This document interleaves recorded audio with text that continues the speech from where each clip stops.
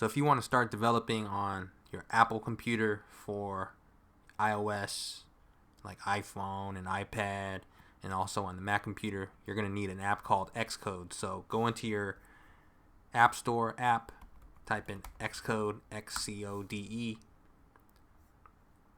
and you're going to see this app right here. This is the Apple's app to be developing on Xcode. So once you get here, you're going to want to install, and it's going to take a while. It's like 5 gigs, so just give it some time. When you're done downloading the 5 gigs of Xcode, you press open. It's going to ask you a whole bunch of shit, such as whatever. I mean, you got to agree.